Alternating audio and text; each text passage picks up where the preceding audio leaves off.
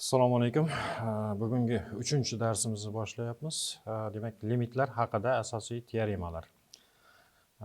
Bu mavzuni o'rganishda cheksiz kichik miqdorlar, cheksiz katta miqdorlar, cheksiz kichik miqdor hamda cheksiz katta miqdorlarning orasidagi bog'lanishlar hamda demak bir tomonlama limitlar, ya'ni chap o'ng limitlarni o'rganamiz. Shuningdek, limitlar haqidagi teoremalar, ajoyib limitlar hamda bozorning o'rgimchak to'g'risimon modelini ko'rib chiqamiz. Birinchi kiritishimiz kerak bo'lgan tushuncha bu cheksiz kichik miqdorlar. Cheksiz kichik miqdorlar bu demak x 0 ga yoki ximiz cheksizga intilganda funksiya limiti 0 ga intilsa, bu funksiyalarni biz cheksiz kichik miqdor deymiz. Misol juda ham ko'p. Mana masalan sinus x funksiyamiz x 0 ga intilganda 0 ga intiladi. Masalan x minus 5 funksiyamiz x 5 ga intilganda 0 ga intiladi. Demak, bu funksiyalarimiz cheksiz kichik miqdorga misol bo'la oladi. Mana kosinus x funksiyamizda ham x barobar ximiz pi taqsim 2 ga intilganda cheksiz kichik miqdor bo'ladi. Ya'ni limiti 0 bo'lsa, cheksiz kichik miqdor sifatida qabul qilamiz. Agar fx funksiyamiz x 0 ga yoki x cheksizlikda demak a ga teng limit mavjud bo'lsa, u holda funksiya a son va cheksiz kichik miqdor alfa x ning yig'indisi sifatida ifodalashimiz mumkin bo'ladi. Ya'ni limitimiz mavjud bo'ladigan bo'lsa, limit fx barobar a funksiyaning o'zini fx ni barobar funksiyaning limiti plus yana alfa x ko'rinishida ifodalashimiz mumkin. Bunga misollar juda ham ko'p keltirishimiz mumkin. Ixtiyoriy funksiyani ham limiti mavjud bo'lgan funksiyalarni mana shu ko'rinishda ifodalash mumkin. Bunga misol masalan x plus 2 taqsim x plus 1. Bu funksiyaning x demak cheksizlikka intilgandagi limiti 1 ga teng. Shuning uchun demak x plus 2 taqsim x plus 1 funksiyasini 1 plus 1 taqsim x plus 1 ko'rinishida ifodalashimiz mumkin. Isboti. Demak, isboti ximiz x 0 ga hol uchun qaraymiz. Demak, limit mavjud bo'ladigan bo'lsa, limitni tarifiga ko'ra shunaqangi ixtiyoriy epsilon musbatsan olinganda shunaqa delta son topiladiki, x minus x 0 deltadan kichik bo'lganda fx minus a miz absolyut qiymat jihatdan epsilondan kichik bo'lishi kerak. Endi bu yer epsilonimiz juda ham yetarlicha kichik bo'lganligi uchun bu alfa ximiz epsilondan kichik bo'lgan, ya'ni 0 ga intiluvchi miqdorimiz alfa ximiz epsilondan ham kichik bo'ladi. U holda demak mana bu tengsizlikda epsilonning o'rniga undan ham kichik bo'lgan nimani tenglashimiz mumkin. Fx minus a barobar alfa x. Agarda tengsizlikni ochadigan bo'lsak, fx minus a barobar alfa x, fx barobar a plus alfa x ko'rinishida ifodalashimiz mumkin bo'ladi.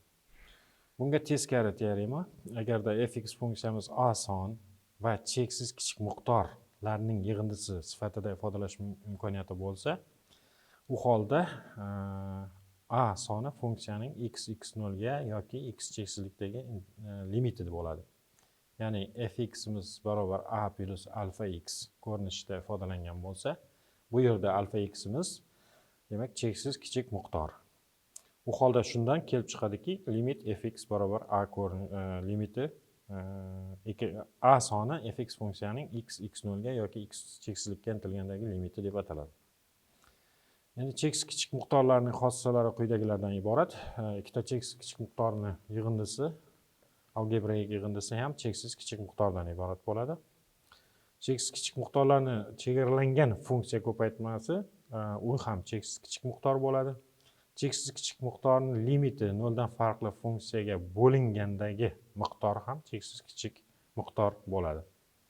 Misol sifatida mana alfa ximiz 5x minus 10 funksiyamiz x 2 ga intilganda 0 ga teng, ya'ni cheksiz kichik miqdor. Beta x funksiyamiz ham limit x minus 1 funksiyamiz x barobar x 2 ga intilganda bu ham 0, ya'ni bu ham ikkalasi ham cheksiz kichik miqdor hisoblanadi.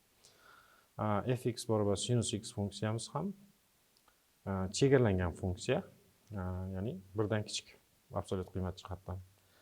Phi x funksiyamiz x kvadrat minus 5 ikki nuqtada bu chekli limitga ega -1. Unda bu ikkita mana alfa, beta x funksiyalarimizni yig'indisi, ayirmasini ko'radigan bo'lsak, 5x minus 10 plus minus logaritm x minus 1. Bular ham x 2 ga intilganda 0 ga intiladi. Endi fx funksiyamiz sinus x chegaralangan funksiya, unga alfa x biz cheksiz kichik miqdorni ko'paytiradigan bo'lsak, bu ham 0 ga intiladi. Beta x miz ham cheksiz kichik miqdor. Fx funksiyamiz chegaralangan funksiya, uni ko'paytirsak ham 0 ga intiladi. Endi ikkita cheksiz kichik miqdorni ko'paytiradigan bo'lsak, mana 5x minus 10, 2 logaritm x minus 2, ikki nuqtada demak, ikkalasi ham 0 ga intiladi, 0 ga teng. Alfa x taqsim phi x'imiz, ya'ni x kvadrat minus 5 funksiyamiz ikki nuqtada chekli funksiya, ya'ni -1 ga teng qiymati. Bo'lganimizda, demak, cheksiz kichik miqdorni chegaralangan funksiyaga bo'lganimizda, demak, bu ham cheksiz kichik miqdor bo'ladi. Izoh. Endi ikki holat bo'lishi mumkin. Mana bu cheksiz kichik miqdorni cheksiz kichik miqdorga bo'lganimizda 3 ta holat bo'lishi mumkin. Bu haqida biz aniq bitta tasdiq ayta olmaymiz. Shuning uchun 0 bo'lishi mumkin. Alfa x va beta x'lar alfa x'imiz beta x'dan yuqori tartibli cheksiz kichik miqdor bo'lsa. 0 ga teng bo'lmagan a soniga teng bo'lishi mumkin agarda ularning tartiblari 0 ga intiluvchi tartiblari bir xil bo'lsa. Ya'ni 1 taqsim x 1 taqsim x bo'lishi mumkin. Mana bunda mana birinchisiga aytishimiz mumkin. Alfa x ning tartibi kattaroq, 1 taqsim x kvadrat. Beta x ning tartibi kichikroq. Ikkalasining bo'lsak, yo'q, demak, u holda 1 taqsim x kvadrat taqsim 1 taqsim x. Bu ham 0 ga intiladi. Endi cheksizlik bo'lishi mumkin agarda alfa x ning tartibi beta x dan katta bo'lsa yoki beta x niki alfa x dan kichik bo'lsa. Ya'ni 1 taqsim x kvadrat taqsim 1 taqsim x bu demak cheksizlikka intiladi. Cheksiz katta miqdorlar, endi bu demak cheksizlikka intiluvchi limitning nimasiga tarifi bilan bir xil. Agar yetarli katta son m katta 0 uchun shunaqangi delta son topilsaki, x minus x0 kichik delta bo'lganda x'imiz x0 ga teng emas, fx katta m o'rinli bo'lsa, fx funksiya cheksiz katta miqdor deyiladi. Ya'ni limit fx x'imiz x ga intilganda x0 ga cheksiz bo'lsa, limiti cheksiz bo'lsa, mana quyidagicha yozishimiz mumkin. Ya'ni fx funksiyamiz katta m bo'lganda m nisbat son plus cheksiz. Agarda fx'imiz kichik minus m bo'lganda minus cheksiz bo'ladi. Misol, tangens x'imiz pi taqsim 2 da cheksizlikka intiladi. Bu cheksiz katta miqdorga misol bo'la oladi. Ya'ni 1 taqsim x minus 1 x 1 ga intilganda ham cheksiz. Bu ham cheksiz katta miqdor bo'ladi. Endi cheksiz katta miqdorning hodisalari quyidagilardan iborat. Cheksiz katta va chegaralangan funksiyaning yig'indisi ham cheksiz katta miqdor bo'ladi. Ya'ni x ko'paytirilgan 1 taqsim x. No, sinus x chegaralangan funksiya, yana x'imiz 1 taqsim x minus 1 deylik. Bir nuqtada cheksiz katta miqdor ko'paytirilgan sinus x. Bu ham demak cheksiz katta miqdor. Cheksiz katta miqdor bilan limiti chekli son bo'lgan funksiyaning ko'paytmasi ham cheksiz katta miqdor bo'ladi. Cheksiz katta miqdorni chekli limitga ega bo'lgan funksiyaga nisbati cheksiz katta miqdor bo'ladi. Hozir bularga misollar ko'ramiz. Demak, mana tangens x funksiyamiz pi taqsim 2 da cheksiz katta miqdor. Phi x funksiyamiz 4x minus 3 funksiyamiz pi taqsim 2 da bu 0 dan farqli. Ya'ni 2 pi minus 3. Pi'miz demak 3,14 bo'lsa, uni 2 ga ko'paytiradigan bo'lsak, 6,28 minus 3 bu 3,28 chekli son. Demak, sinus x funksiyamiz ham chegaralangan funksiya. Mana fx bilan xi x ning yig'indisi ham ayirmasi ham cheksiz katta miqdor bo'ladi. Fx ni chekli limitga ega bo'lgan funksiyaga bo'ladigan bo'lsak, u ham cheksiz katta miqdorlardan iborat bo'ladi. Endi cheksiz katta va cheksiz kichik miqdorlar orasidagi bog'lanish quyidagilardan iborat. Quyidagi teorema bilan ifodalanadi. Ya'ni x0 ga yoki x cheksizlikka intilganda alfa x cheksiz kichik miqdor bo'lsa, demak fx barobar 1 taqsim alfa x funksiya cheksiz katta miqdor bo'ladi. Bu yerda xato ketib qolgan, cheksiz katta miqdor bo'ladi. Isboti, demak x0 ga intilganda alfa x'imiz 0 ga intilishi kerak. Demak, limitning ta'rifiga ko'ra alfa x'imiz absolyut qiymat jihatdan epsilondan kichik bo'ladi. Bundan demak 1 taqsim alfa x'imiz katta 1 taqsim epsilon bo'ladi. Bundan kelib chiqadiki, fx katta mligi. Shuning uchun bu yerda fx ni 1 taqsim alfa x deb olsak, m ni 1 taqsim epsilon deb oladigan bo'lsak, bu cheksizlikka intiluvchi limitning ta'rifiga kelib qoldi. Bu cheksiz katta miqdor bo'ladi. Teskarisi ham o'rinli. Masalan, beta x funksiyamiz cheksiz katta miqdor bo'lsa, 1 taqsim alfa x funksiyamiz demak cheksiz kichik miqdor bo'ladi. Demak, prezentatsiyada xatolar bor ekan, shunga e'tibor qaratinglar. Kosinus x funksiyamiz pi taqsim 2 da cheksiz kichik miqdor. 1 taqsim kosinus x funksiyamiz demak pi taqsim 2 da cheksiz katta miqdor. Endi bir tomonlama limit tushunchasini kiritamiz. Bu yerda masalan gx funksiyamiz b a oraliqda aniqlangan bo'lsin. Ixtiyoriy epsilon musbat son olinganda ham shunaqangi delta 2 musbat son topiladiki, endi bu minus delta 2 kichik x minus a kichik 0 shartni qanoatlantiruvchi barcha x larda gx minus l kichik epsilon shart bajarilsa, u holda l soniga funksiyaning a nuqtadagi chap limiti yoki chap tomonlama yaqinlashishi ham deb ataladi. Bu yerda yaxshilab e'tibor beradigan bo'lsak, bu a sonining chap atrofi deb ham ataladi. Mana bu nimamiz minus delta 2 kichik x minus a kichik 0 sharti. Ya'ni a minus delta 2 kichik x a sonining chap atrofi. Endi teorema agarda funksiyaning chap limiti hamda o'ng limitlari mavjud bo'lib, ularning limitlari teng bo'lsa, u holda fx funksiya limiti mavjud bo'ladi. Endi biz hozir mana bu o'ng limit tushunchasini ham kiritib ketishimiz kerak. Mana shu shartlar qanoatlantirganda faqat shunaqangi bir delta 1 soni topiladiki, x minus a katta 0 kichik delta 1. Ya'ni u holda x o'ng atrofidagi yaqinlashishi, o'ng limiti deb ataladi. Endi mana bu misolni ko'rishimiz mumkin. Hx funksiyamiz 4 minus x kvadrat. Agar x biz 1 dan kichik yoki teng bo'lsa, ikkinchi sharti 2 plus x kvadrat agarda x 1 dan katta bo'lsa.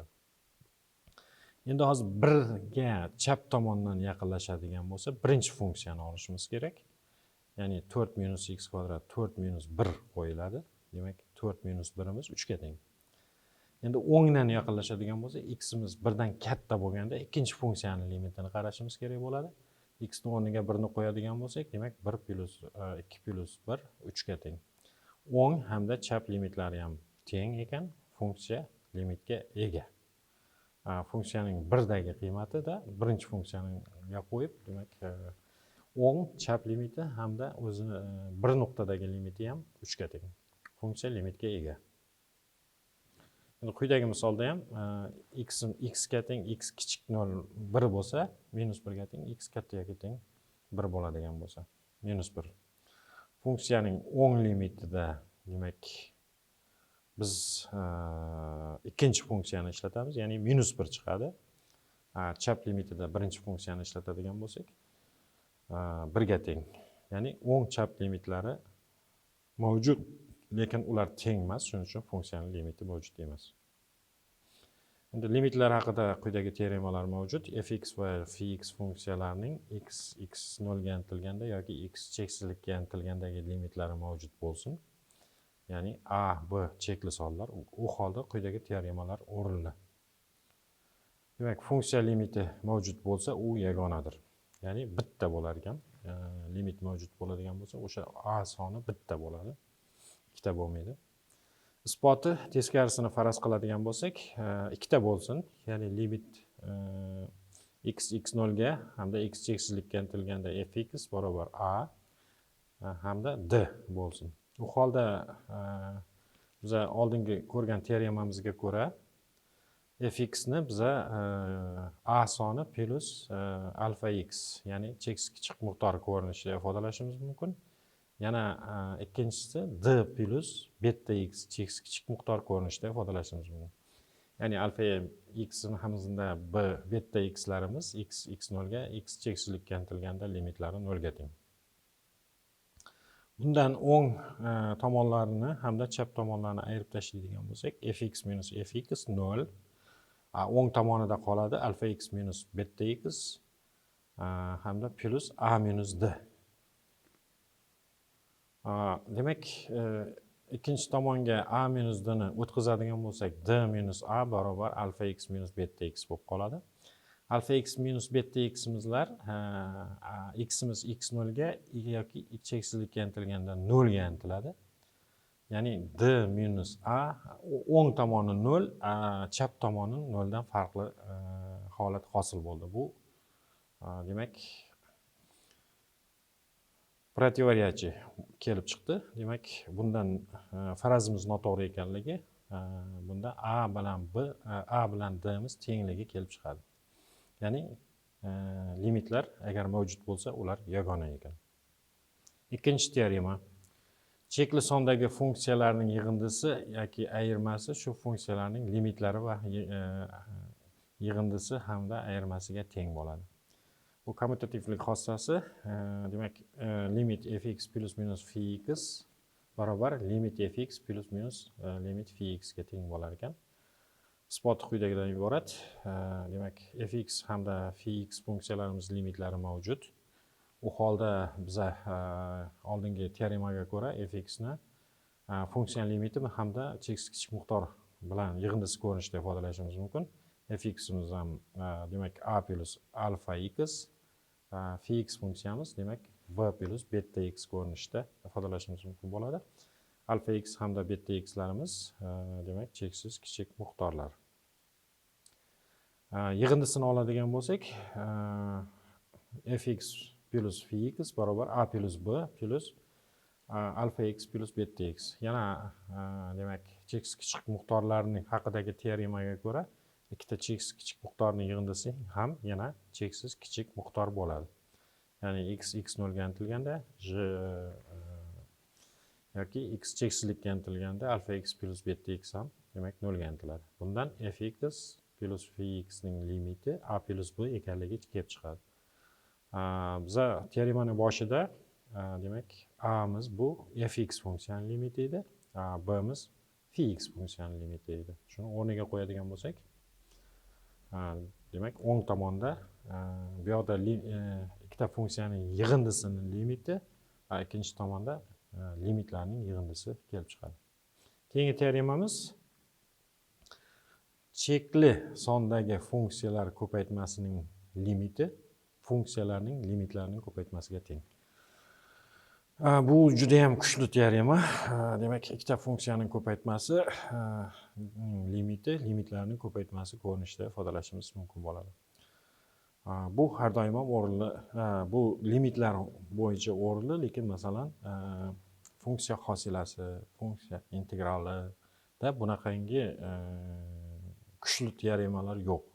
Ya'ni ikkita funksiyaning ko'paytmasining integrali yoki hosilasi, ular uchun alohida qoidalar bor. Bu limit uchun o'rinli.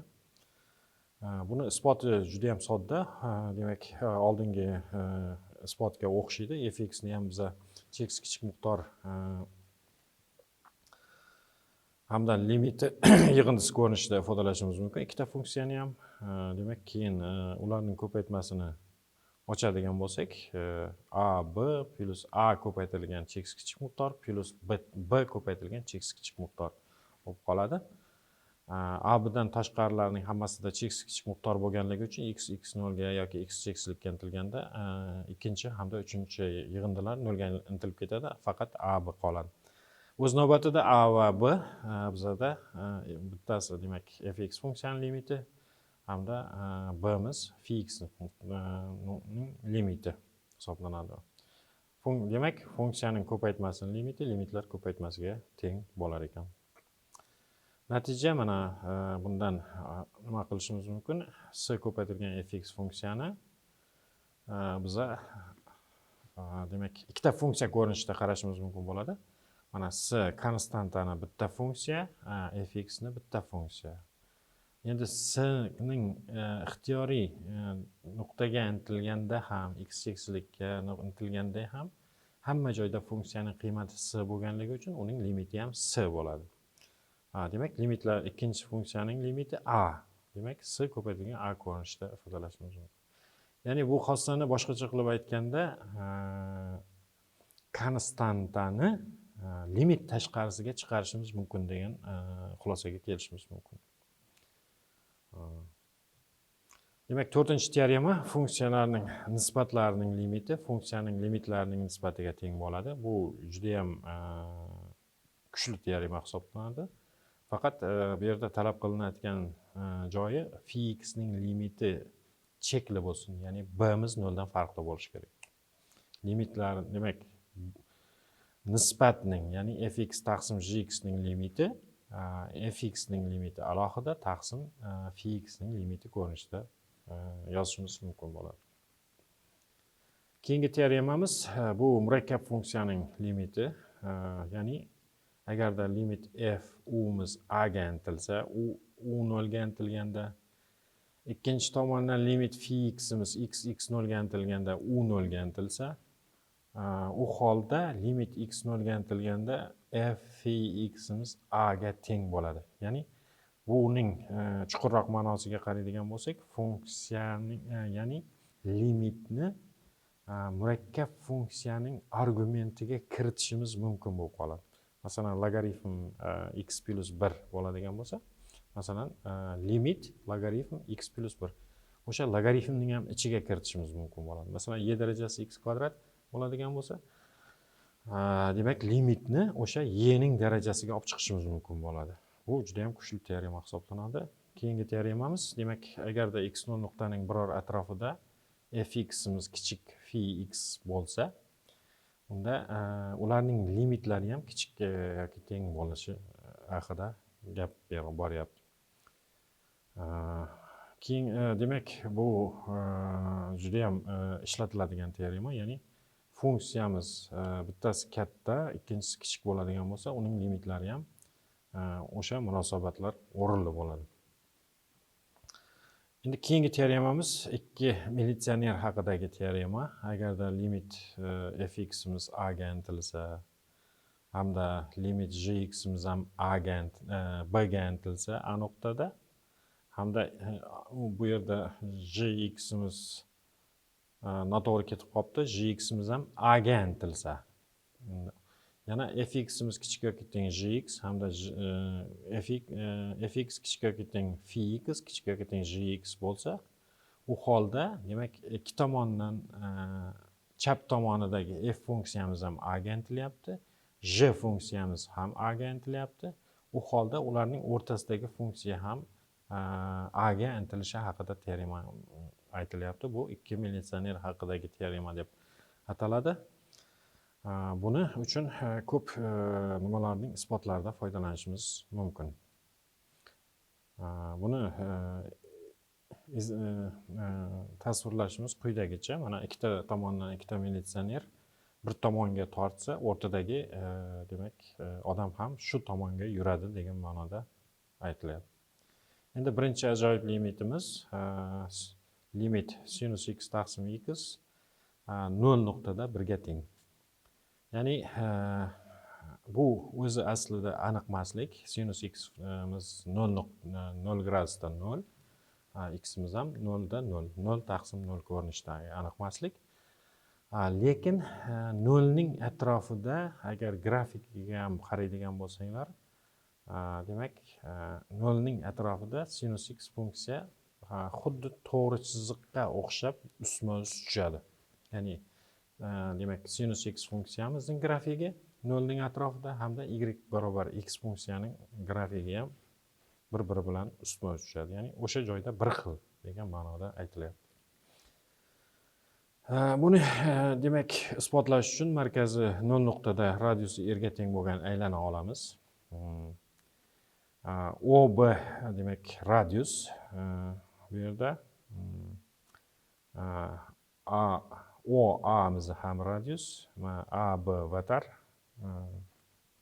hamda SA uchburchakni olamiz. Uchburchakni mana shu yerdagi uchburchaklarning yuzlarini hamda sektorning yuzlari uchtasini olamiz, uchtasini. Birinchi kichik uchburchak demak B0A, ikkinchisi S0A hamda unga uchburchakka qo'shilgan mana bu sektorning yuzasi ham. Bu holda qaranglar, rasmdan ko'rinib turibdiki, uchburchakning yuzi AOBning yuzidan mana bu sektorning yuzi kattaroq. AOB sektorining yuzasi katta. Undan ham ana bu katta uchburchakning yuzasi kattaroq bo'ladi. Endi yuzlarni hisoblashni juda ham yaxshi bilamiz. Mana birinchi uchburchakning yuzi 1/2r² sinus x ga teng. Sektorning yuzasi esa 1/2r² x ga teng. Hamda katta uchburchakning yuzasi 1/2r as ga teng. Ya'ni asimiz bu yerda demak asimiz r ko'paytirilgan tangens alfaga teng. Shuning uchun uni asini o'rniga r ko'paytirilgan tangens alfani ko'paytirib oladigan bo'lsak, 1/2r² ko'paytirilgan tangens x ga teng bo'ladi. Demak, bu shu tengsizliklar bo'yicha qo'yib chiqadigan bo'lsak, mana birinchi uchburchakning yuzasi kichik, ikkinchi uchburchakning yuzasi kichik 1/2r² tangens x. Endi bu yerda biz r² ga qisqartirishimiz mumkin, 1/2 ga ham qisqartirishimiz mumkin. Demak, nima qoladi? Sinus x kichik tangens tengsiz qoladi. Endi yana buni sinus x ga bo'lib yuboradigan bo'lsak, chap tomoni 1 kichik x taqsim sinus x, kichik 1 taqsim kosinus x. Endi buni teskarisiga oladigan bo'lsak, masalan, 1 taqsim x imizni, demak 1 taqsim kosinus x bu teskarisi 1 kosinus x. Tengsizlik ham teskariga o'zgaradi. X taqsim sinus x ni ham teskarisini olsak, sinus x taqsim x imiz ham demak tengsizliklar teskariga o'zgaradi. Demak, bu yerdan ko'rinib turibdiki, x 0 ga intilganda kosinus x imiz 1 ga intiladi. Yana o'ng tomoni ham 0 ga intilganda 1 konstanta 1 ga teng. Endi sinus x taqsim x funksiyamiz demak ham o'ng tomondan 1 dan kichik, ham 1 dan katta bo'lyapti. Ya'ni bu ikki militsioner haqidagi teoremaga ko'ra, demak sinus x taqsim x funksiyamiz ham 1 ga intiladi.